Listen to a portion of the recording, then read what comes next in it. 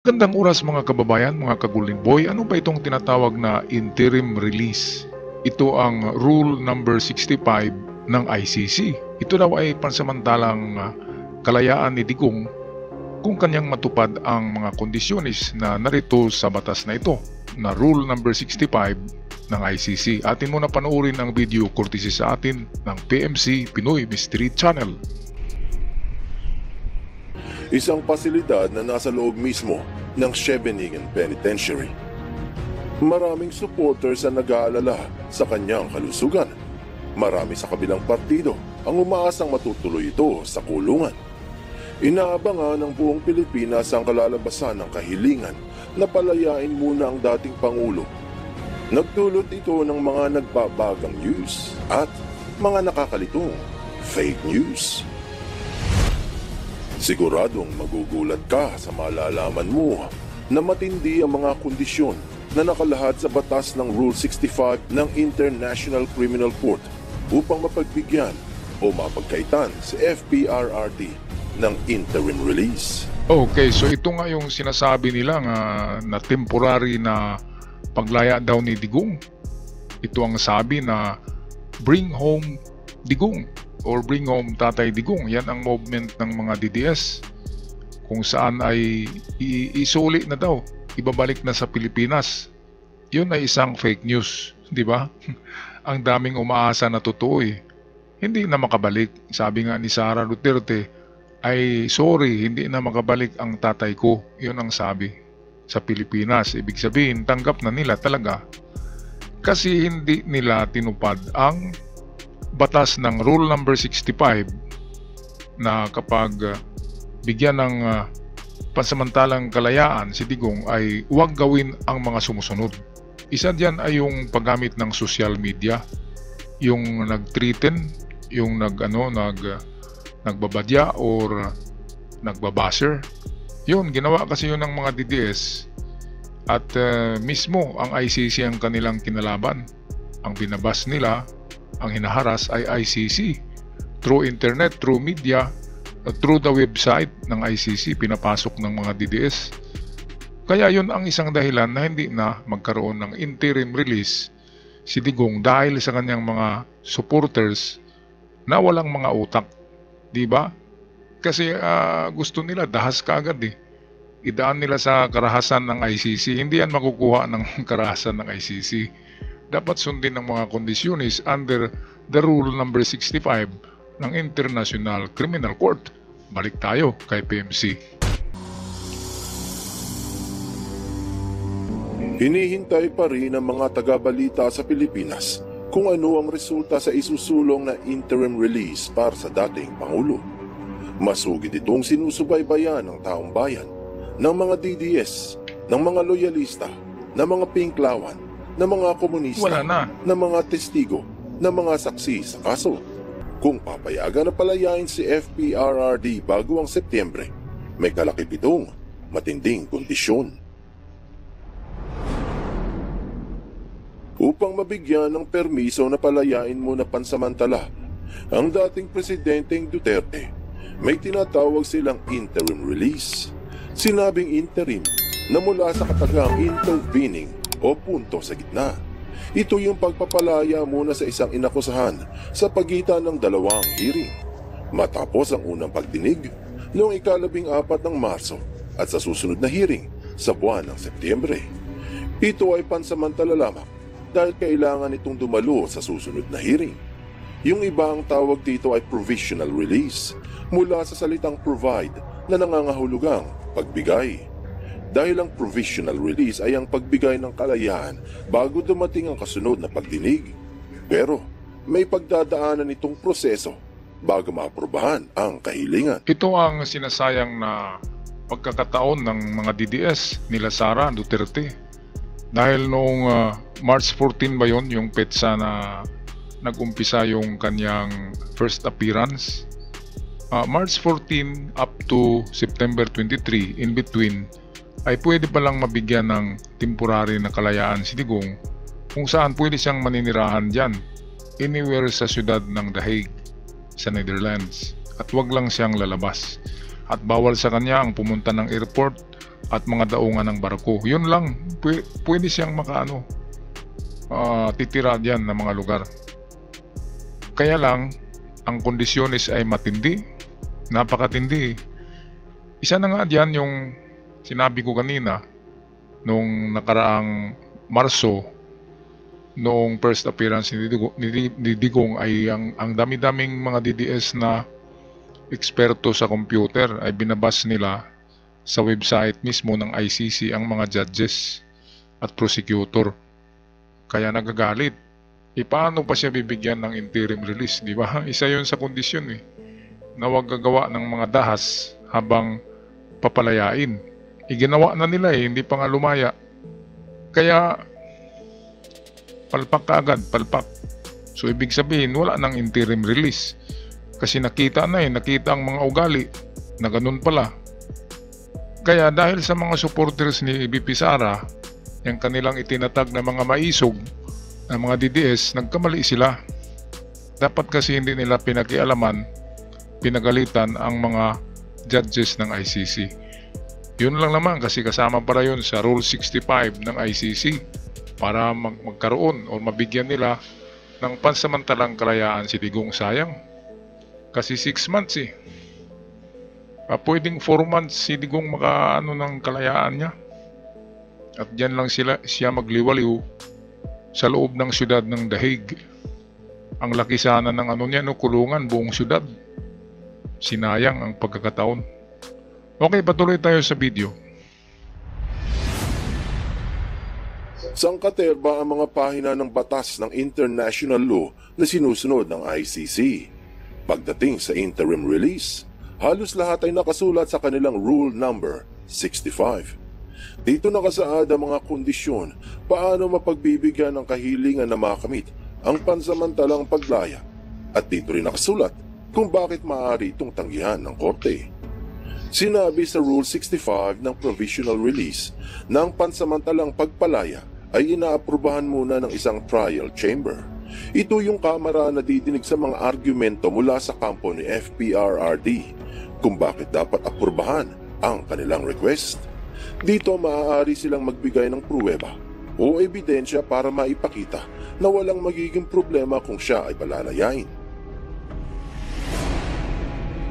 Sinabi sa Rule 65 na, if released, will not pose a danger to any victim, witness, or other person. Sa madaling sabi, kailangan makumbinsi ang kamara na kung palalayain si FPRRDI, hindi malalagay sa peligro ang sinumang pinaniniwala ang biktima, ang mga di umano testigo at taong may kinalaman sa kaso. Ilan sa halimbawa na maaaring tignan ay kung meron ba o walang posibilidad na balikan ng akusado ang mga nagrereklamo sa harapan o sa paraang digital o threat via social media. Ayan, so threat via social media or digital. So yan na yung Facebook, Internet, Twitter, at YouTube at TikTok. Kapag ginamit mo yan na pangharas sa mga nabiktima or kahit yan, lalo na sa mga taga-ICC, di ba? Sila yung gumawa ng batas Tapos hinaras mo pa yung gumawa ng batas, yung judges, yung prosecutors ng ICC. Hinaharas ng mga DDS, kaya yun, violation ka agad para maka-avail si Digong ng kanyang pansamantalang tinatawag na interim release. Sinayang nila ang pagkakataon, di ba? Ganda na sana ng kondisyon Ganda na sana. Paano na yan, di ba? Kaya sinabi nga ni Sara na hindi na makabalik si tatay diyan sa Pilipinas at mag-move on na tayo. Balik na sa mga trabaho at siya rin ay babalik na rin sa opisina niya as a Vice President. Di ba yun yung pahayag ni Sara kahapon? Klarong-klaro yan. At kanina atin yan na i-vlog, mga kababayan. Okay, so atin pa pakinggan. Napakarami pala ng kondisyonis ng ICC bago bigyan ka ng interim release. Kaya hindi basta-basta na mabigyan ka ng interim release. Okay, balik tayo kay PMC. Kung may posibilidad na sila ay mapahamak, kung sakali, susuriin din ang probability na baka sila ay iharas, bulasin, takutin, o sa anumang paraan na pwedeng ma-jeopardize ang testimonya sa susunod na hearing. Sisipatin ng maraming anggulo ng coercion or and influence laban sa nag-aakusa.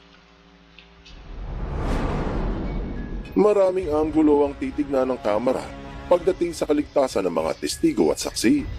Mahalaga na wala silang peligro mararanasan, lalo pa at ilang buwan ang hinihintay bago dumating ang susunod na pagdinig. Kasama sa sinabing mga kondisyon ng Rule 65 ay ang pagbabawal sa mga lugar na maaaring puntahan ni FPRRD, katulad ng mga airport, daungan at daan na pwedeng lumabas sa bansa. Kung iisipin, ang Netherlands at Germany ay bahagi ng Schengen area at walang border control sa tawiran. Makikita din na ang detention center ng Scheveningen ay ilang kilometro lamang ang layo mula sa Rhine, Meuse at ilog ng Waal. Pero kailangan ng pasaporte para makatawid sa mga bansa. Sa ikatlong bahagi ng Rule 65 sinabi, the trial chamber may impose such conditions upon the release of the accused as it may determine appropriate.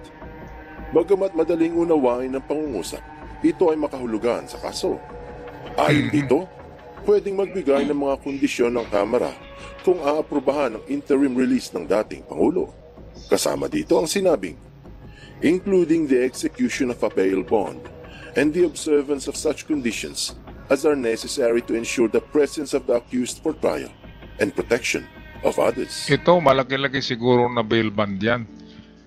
Kaya mag-iwan ka diyan ng napakalaking bail bond talaga para babalik ka pa, di ba? Para hindi ka tatakas. Kasi bibigyan ka ng interim release eh. Parang temporary na freedom na habang malayo pa ang pangalawang paglilitis, yung September 23, malayo pa, ay malaya ka diyan sa loob ng siyudad ng Dahig. Napakagandang no? Kaya nga lang, under the condition ay huwag niyong harasin, huwag kayong mangharas sa mga kampo ng DDS, ay huwag mangharas, ay hinaras niyo na ang hinaharas niyo na yung mga judges sa ICC court, pati na ang prosecutor. Kaya diyan pa lamang, kasi yan pa rin ng mga tao ang mag-approve ng ng temporary release na yan, na interim release. Yan pa rin ng mga judges yung nasa ICC. Ngayon, binabas sila last week ng mga DDS. So, meron na kaagad galit sa kanilang utak, di ba? At kapag ipasa na yung papel na pirmahan nila ng approval for interim, hindi na nila pipirmahan yun. Dahil nakikita nila kung gaano kagulo, gaano pa nga mabangis itong mga DDS. Kayo kasing mga DDS, huwag kayong magbangis-bangisan dyan. Kaya natuloy napahamak ang inyong Diyos, ang inyong amo, di ba? Parang Diyos sa tingin nyo yan eh. Meron bang Diyos na pumapatay ng mga tao? Grabe. Si Kibuloy kasi ay merong yan, merong orasyon, yung sinasabing power niya, power ng demonyo. At kapag nabasbasan yung mga tao, katulad ng kanyang mga alipuris ni Kibuloy, ay parang ma-hypnotize sila. Kaya yun ang nangyari sa mga DDS. Karamihan ay na-hypnotize, hindi nila makikita kung anong kasalanan ni Digong. Sila bilang nila na political prosecution daw. Hindi yun. Hindi politika ang sanhi ng pagkakulong ngayon ni Digong, kung hindi yung crime for humanity na mayroong namatay na 30,000 plus ka-Pilipino. Yun ang hindi nakikita ng mga DDS, kung anong kasalanan ni Digong kung bakit nakulong. Akala nila ay dahil sa politika, hindi. Dahil sa tukhang. Yan ang kasalanan niya. Hindi niya kasalanan ang pagiging presidente. Ang kasalanan niya talaga ay tukhang. At yan ang habol ng ICC sa kanya. Ngayon, palaging sinasabi na sa grade 1 na sa grade 1 yata na isip yung jurisdiction daw, walang jurisdiction ang ICC. Meron palang batas ang ICC na kahit anong bansa ay pwede nilang pasukin ang any individual na nagkasala kahit walang pahintulot ng gobyerno. Ay pwede pala, nasa nila Rome Statute sa kanilang batas na pwede. Kaya pwede yung kay Digong. Pwede pala yun kahit hindi tayo membro ng ICC. Kasi International Criminal Court Kapag hindi daw kaya ng Pilipinas o ng isang bansa na supilin or dakpin yung mamamatay tao, ay diyan napapasok ang ICC. Kasi international sila eh. Pwedeng pasukin nila lahat at makuha yung tao na gumawa ng mga karumal-dumal na pagpatay. Kagaya ni Digong. So ayan, legal pala yung pagkuha ng ICC. Okay, so patuloy tayo sa video courtesy ng ating kaibigang PMC. Katulad raw ng bail bond at iba pang kondisyon para masiguro na dadalo ang dating Pangulong Duterte sa susunod na hearing. Nararapat din silang magpatupad ng ilang hakbang upang mabigyan ng proteksyon ang mga saksi. Sa lahat ng humihiling ng provisional release, ito ang karaniwang kondisyon ng ICC. Dapat pinaninindigan ng korte na ang bawat kaso ay unique o kakaiba. Ibig sabihin, may mga pinagbigyan noon at meron namang hindi. Depende nga kung makukumbinsi ang trial chamber. Isa pa sa mga pribilehiyo ay kung maaprubahan ng provisional release, pwede itong kontrahin ng kabilang partido. Sinabi sa ika-4 na bahagi ng Rule 65 na any decision rendered under this rule shall be subject to appeal in cases where leave is granted by a bench of 3 judges of the appeals chamber. Ibig sabihin, anumang desisyon ang ibigay ng korte sa ilalim ng Rule 65, kung aprubahan ng interim release o hindi, pwedeng umapila yung kabila. Ito yan ang maganda dahil pwedeng apila ang mga biktima kapag makalabas si Digong, at kung hindi naman ma-approve ng appeal chamber ay pwedeng naman magreklamo ang kampo ni Digong, mag-submit ng kanilang mga argumento kung bakit hindi i-release.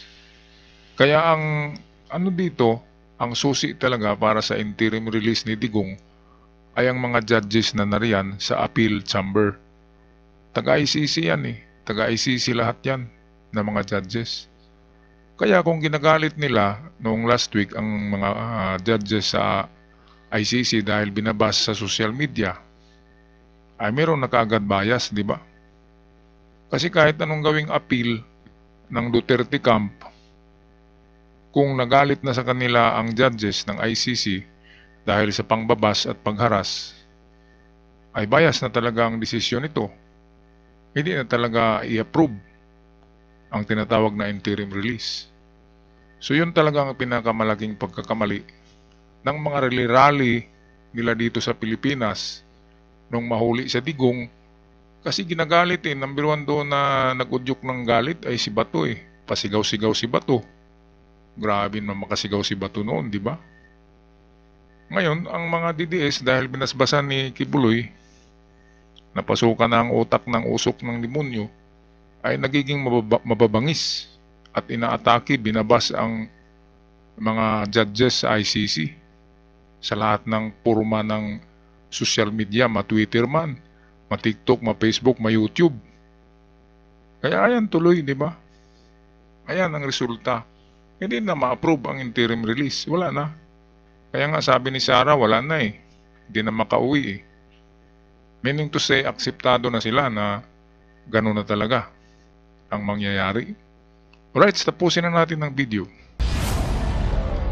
Kailangan mo nang maaprubahan ng tinatawag nilang leave to appeal bago ang pag-apila. Ang leave to appeal ay ang kanilang request. Halimbawa, kung mapapalaya pansamantala si dating Presidente Duterte, bibigyan ng ICC yung kabilang panig na maghain ng leave to appeal sa loob ng 7 araw. Base sa Rule 65, 3 husgado ng Appeals Chamber ang kailangan na magbigay ng permiso. Hindi pwedeng umapila kung hindi papayagan. Pero sinabi na upon good cause being shown, o dapat ipakita na maganda ang rason bakit gustong umapila. Kung hindi, denied ang leave to appeal. Ayan, so yan talaga. Sabi ko na kanina, ang desisyon ay nasa mga judges pa rin dyan sa inside court, sa appeal court ng ICC. Kaya wag natin galitin. Dapat nga regaluhan, di ba? Regaluhan ng mga pampadulas, di ba? At i-praise sila sa social media na ang gagwapo pala nyo, madam, sir, ang gwapo nyo. Yun dapat ang mga comment ng mga DDS. Para naman lalaki yung puso, di ba, ng taga-ICC. Iginagalit nyo eh. Kaya yun tuloy, yung prosecutor na kalbo, si American ba yun? Sino yun? Kan ang apelido, di ba?